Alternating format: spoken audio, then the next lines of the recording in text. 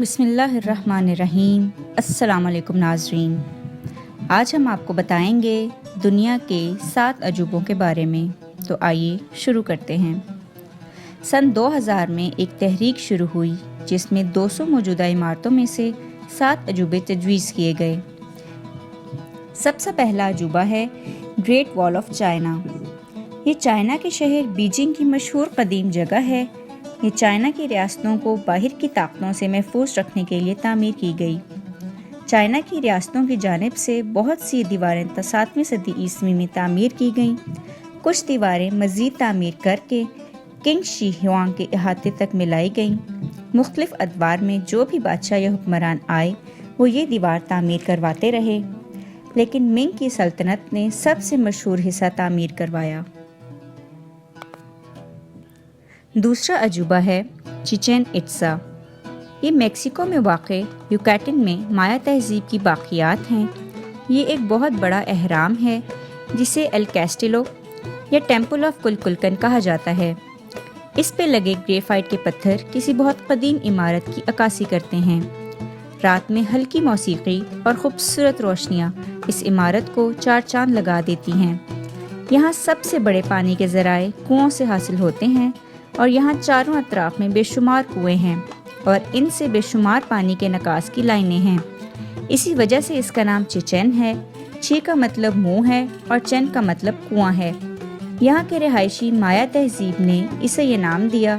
UNESCO نے 1988 میں اس جگہ کو ورلڈ ہیریٹیج سائٹ کا حصہ دیا۔ اگلا عجوبہ ہے پیٹرا۔ پیٹرا، جس کا پرانا نام البترا ہے، جارڈن کا ایک قدیم شہر ہے۔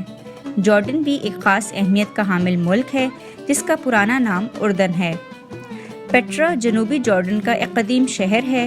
پیٹرا مدبا کے پہاڑوں کے آس پاس کا علاقہ ہے۔ یہاں 7000 قبل از مسیح سے لوگ آباد ہوئے۔ ان لوگوں کو نباٹینز کہتے ہیں اور انہوں نے ہی 4 صدی عیسوی میں اس کو اپنی سلطنت کا دارالخلافہ بنایا۔ لیکن آرکیالوجسٹ نے جو باقیات حاصل کی ہیں وہ صرف 2 صدی عیسوی تک کی ہیں۔ نباٹینز عرب کے بدو تھے جنہوں نے پیٹرا میں تجارت شروع کی اور اسے تجارت کے لحاظ سے بہت اہم گڑھ بنا دیا۔ اگلا عجوبہ ہے ماچو پچو۔ یہ پیرو کے جنوب میں مشرق کوریڈیلرا میں ایک پہاڑی چوٹی ہے۔ یہاں اوروبمبا دریا پہاڑوں کو چیرتا ہوا گزرتا ہے اور خوبصورت وادی پیش کرتا ہے۔ بہت سے آرکیالوجسٹ کا ماننا ہے کہ یہ انکا کے حکمران پاچاکوٹی کے لیے تیار کیا گیا اور اسے انکا کے لوگوں کا گمشدہ شہر بھی کہا جاتا ہے، یعنی دی لاسٹ سٹی آف انکاز۔ جب اسپانویوں نے حملہ کیا تو یہ علاقہ تباہ ہو گیا اور صرف 1 صدی ہی آباد رہ سکا۔ یہ کافی عرصے تک باہر کی دنیا سے پوشیدہ رہا۔ جب 1911 میں ہرم بنگھم نے اس علاقہ کو باقی دنیا کو متعارف کروایا۔ یہ انکا کی تہذیب کا خوبصورت حصہ ہے جسے پالش ڈرائی سٹون سے بنایا گیا۔ اس کے 3 مرکزی حصے ہیں جو انٹوہوانا، ٹیمپل آف دا سن اور دا روم آف دا 3 ونڈوز ہیں۔ 2007 میں اسے دنیا کے 7 عجوبوں کے لیے چنا گیا۔ اگلا عجوبہ جو اس فہرست میں آتا ہے وہ ہے کرائسٹ دا ریڈیمر۔ آپ نے بہت ساری ڈاکیومنٹریز میں اس مجسمے کو دیکھا ہوگا۔ یہ بہت جانا مانا مجسمہ ہے جسے بہت سے فلموں میں بھی دکھایا گیا ہے۔ یہ برازیل میں ریو ڈی جنیرو میں ماؤنٹ کورکوواڈو پر نصب کیا گیا ہے۔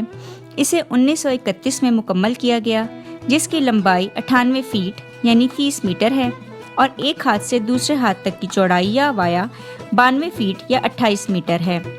اسے ٹھوس کنکریٹ سے بنایا گیا۔ یہ دنیا کا سب سے بڑا آرٹ ڈیکو سٹائل اسکلپچر ہے۔ 1850 میں پیڈرو ماریا بوس، جو کہ ایک پادری تھے، انہوں نے تجویز دی کہ عیسائیت سے لگاؤ کے طور پر برازیل میں ایک مجسمہ تعینات کیا جائے، جو کافی وجوہات کی بنا پر منسوخ ہوتی رہی، لیکن 1921 میں اسے منظوری مل گئی۔ اس کے ڈیزائنر ہیٹر ڈا سلوا کوسٹا ہیں۔ مجسمے کے دائیں ہاتھ میں سلیب جبکہ بائیں ہاتھ میں دنیا دکھائی گئی ہے۔ 1926 میں تعمیر شروع کی گئی جو کہ 5 سال میں مکمل ہوئی۔ اگلا عجوبہ ہے کولوسیوم۔ یہ عمارت کولوسیوم یا فلیوین ایمفی تھیٹر کے نام سے بھی جانی جاتی ہے۔ یہ روم، اٹلی کے بالکل وسط میں واقع ہے۔ یہ کنکریٹ، لائم سٹون اور ٹف یعنی والکنک راک سے تعمیر کی گئی۔ اس میں 50,000 سے 80,000 لوگوں کے بیٹھنے کی گنجائش ہے اور اپنے دور کا سب سے بڑا ایمفی تھیٹر تھا۔ اسے ویسپیسین نے تعمیر کروانا شروع کیا اور 72 قبل از مسیح اس کی تعمیر شروع کی گئی اور 80 قبل از مسیح اس کے جانشین ٹائٹس نے مکمل کروائی۔ مزید تبدیلیاں ڈومیشین کے دور میں کروائی گئیں۔ ان تینوں حکمرانوں کو فلیوین ڈائنیسٹی کہا جاتا ہے اور لاطینی زبان میں ایمفی تھیٹر کو فلیوین ایمفی تھیٹر اسی کے نام کی وجہ سے دیا گیا۔ سب سے آخری اور خوبصورت عجوبہ ہے تاج محل۔